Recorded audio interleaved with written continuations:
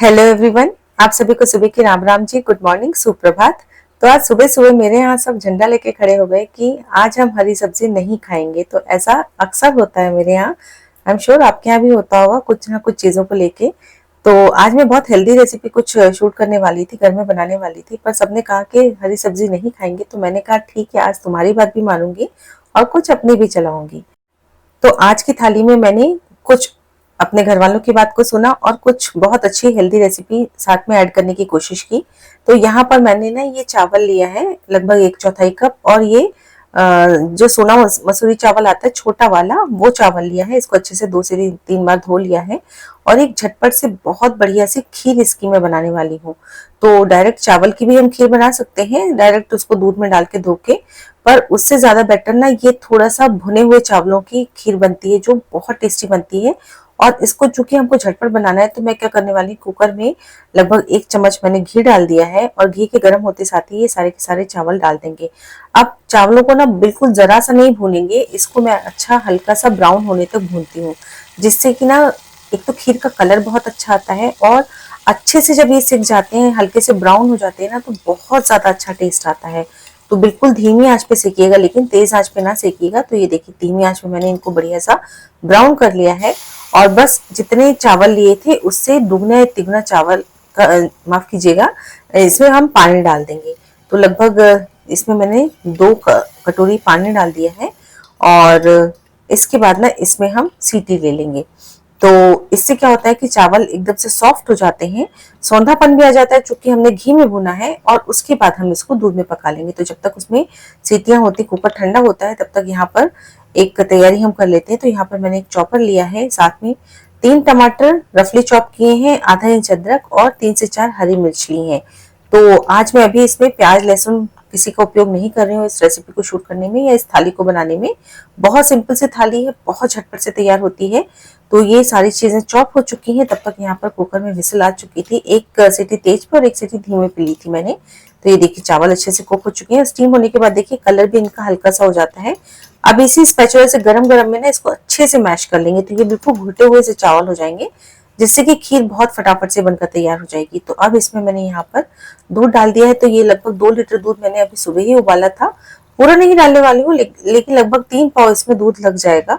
और ये दूध को मैंने डाला और उसके बाद अच्छे से मिक्स करेंगे, और उसके बाद ना इसको धीमी आंच पे हम पकने देंगे। तो जितना धीमी आंच पे कढ़ेगी या पकेगी ना, उससे बहुत अच्छा टेस्ट आता चला जाता है। अगर आप केसर का फ्लेवर चाहते हैं तो इसी स्टेज में आप यहाँ पर केसर भी डाल सकते हैं, पर मैं आज सिंपल इलायची का फ्लेवर दूंगी। तो इसमें कुछ भी नहीं डालूंगी, बस इसको अभी हम यूं ही धीमी आंच पे पकने देंगे।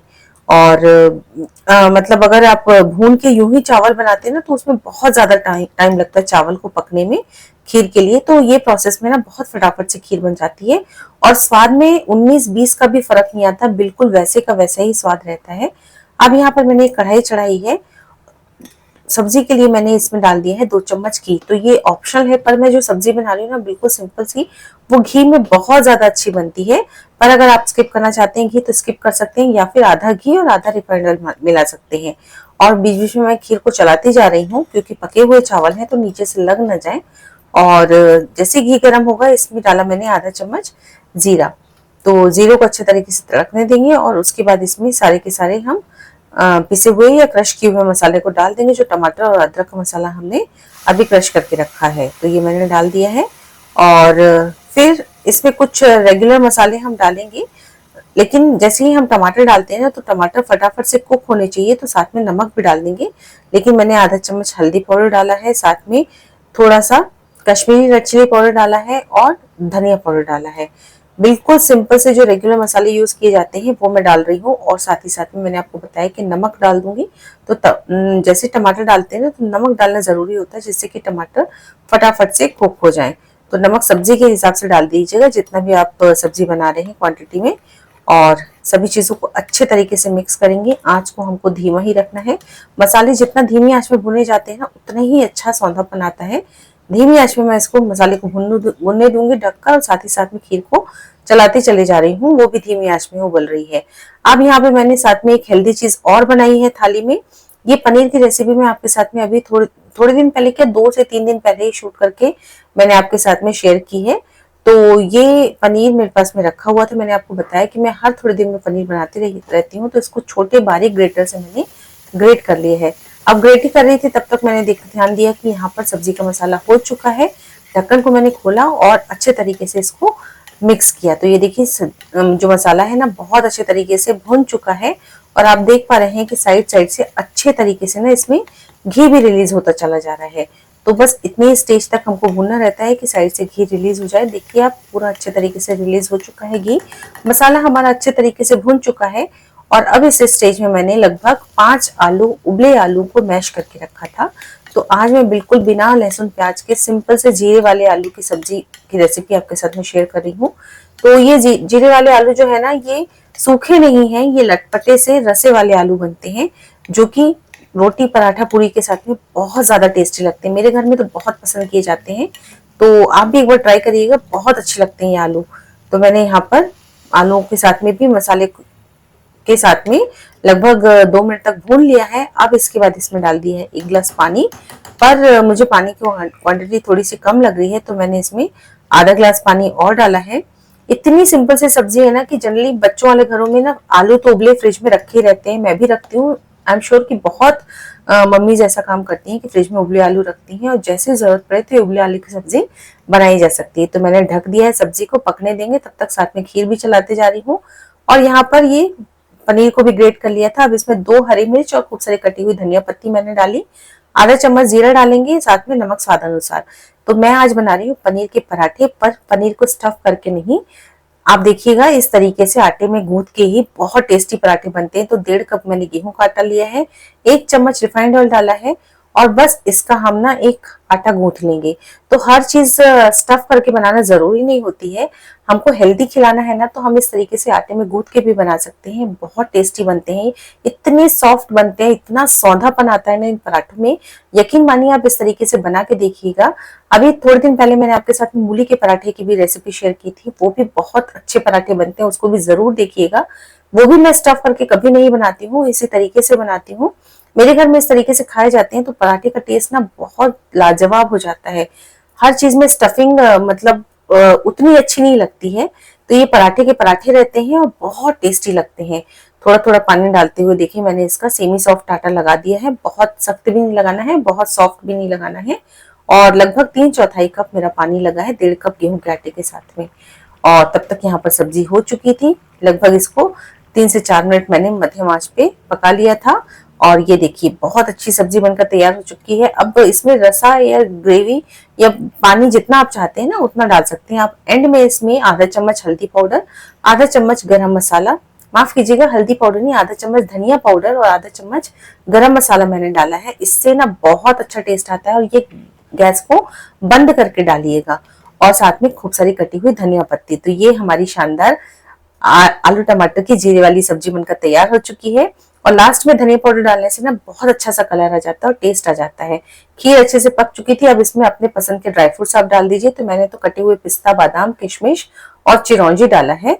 जो भी अवेलेबल हो आपके घर में वो ड्राई फ्रूट्स डाल दीजिए। और ये हमारी खीर देखिए कितनी शानदार बनकर तैयार हो चुकी है।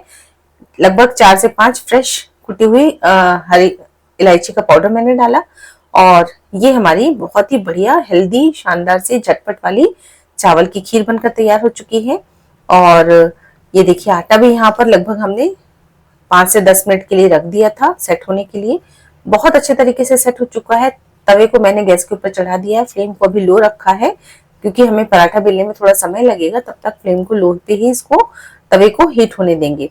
और ये देखिए आटे को मैंने दोबारा से एक बार थोड़ा सा सेट कर लिया, गूंथ लिया है। जितना बड़ा पराठा बनाना चाहते हैं उतनी बड़ी लोई को कट करेंगे। बहुत आसानी से लोई भी बन जाती है, ऐसा कोई क्रैक वगैरह कुछ भी नहीं आते हैं। बहुत अच्छे पराठे बनकर तैयार होते हैं। इस तरीके से बच्चों को दीजिए। तो कई बच्चे ना पनीर खाने में भी आनाकानी करते हैं, इस तरीके से बना के दीजिए ना तो पता भी नहीं चलेगा कि वो पनीर खा रहे हैं, और आराम से न्यूट्रिशन उनके पेट में पहुंच जाएगा। तो ये देखिए एक नॉर्मल सा मैंने रोटी इसकी बेल ली है। सेंटर में घी को अच्छे तरीके से स्प्रेड करेंगे, सिर्फ सेंटर में कीजिए, पूरे पराठे में लगाने की जरूरत नहीं है। उसके बाद इसको इस तरीके से फोल्ड करते जाएंगे। उसके बाद फिर से थोड़ा सा घी सेंटर में लगाएंगे ताकि इसके लेयर्स बने, और बहुत अच्छा टेस्ट भी आता ही है। और बस ये देखिए इस तरीके से इसको चौकोर शेप मैंने दे दिया है। अब थोड़ा सा आटे का परथन लगाते हुए इसको चौकोर शेप में मैं बेल लेने वाली हूँ। तो इस तरीके से ना अलग अलग शेप में बच्चों को बना के दीजिए, बहुत खुश होते हैं, देख के ही खुशी होती है उनको। और टेस्ट तो अच्छा है ही है, साथ में हेल्दी भी है।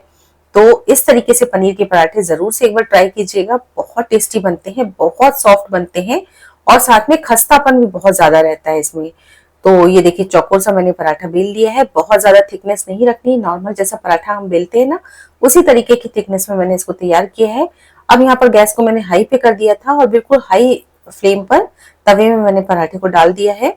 एक तरफ से सीखेगा, इसको पलट देंगे। अब यहाँ पर हम घी लगा लेंगे, मैं घी लगा रही हूँ, आप चाहे तो बटर में सेक सकते हैं, आप चाहे तो ऑयल में सेक सकते हैं।